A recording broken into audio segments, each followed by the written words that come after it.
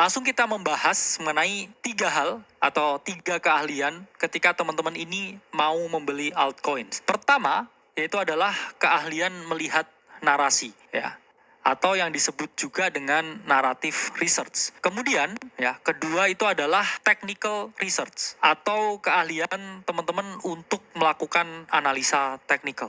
Dan yang ketiga itu adalah fundamental research, atau di sini adalah cara untuk melihat nilai intrinsik dari market itu sendiri. Jadi ada 3 ya, kita harus melihat narasinya apa, melihat secara teknikal, dan juga ketiga ini melihat fundamentalnya.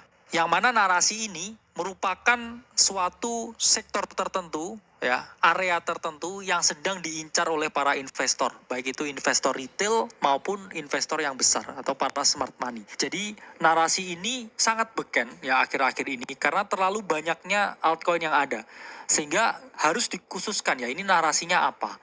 Itulah mengapa beberapa tahun ini itu kita harus trading menggunakan narasi. Karena kalau nggak ada narasinya ya teman-teman, ini nggak akan bisa optimal dengan memilihnya. Ya, karena terlalu banyak ya, paradox of choice. Sehingga kita harus berkonsentrasi terhadap narasi apa yang lagi happening di market. Dan ini memiliki tingkat ya, sampai 50% untuk mempengaruhi ya keberhasilan ketika teman-teman melakukan trading di market altcoin. Kedua, ya ini adalah technical.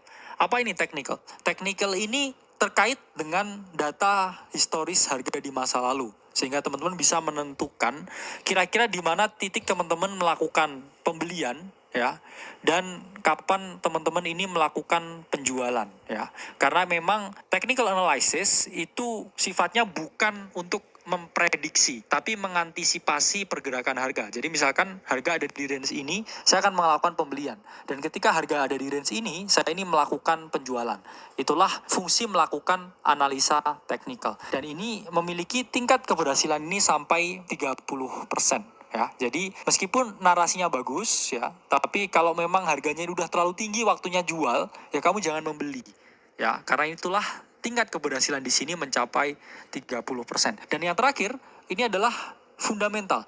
Fundamental ini untuk menilai ya, apakah ini nilai intrinsiknya tinggi atau enggak. Nilai intrinsik itu apa? Nilai intrinsik itu adalah nilai yang terkandung di dalam proyeknya. Jadi nilai intrinsik ini yang membuat proyek ini dianggap memiliki value. Jadi ketika nilai intrinsiknya ini jauh lebih besar ya daripada nilai pasarnya, ini berarti proyek ini under value. Nah ini jadi analoginya, fundamental ini seperti membuka ya isi semangka ya. Kadang semangka ini di luar ini terlihat sangat hijau ya. Ini contoh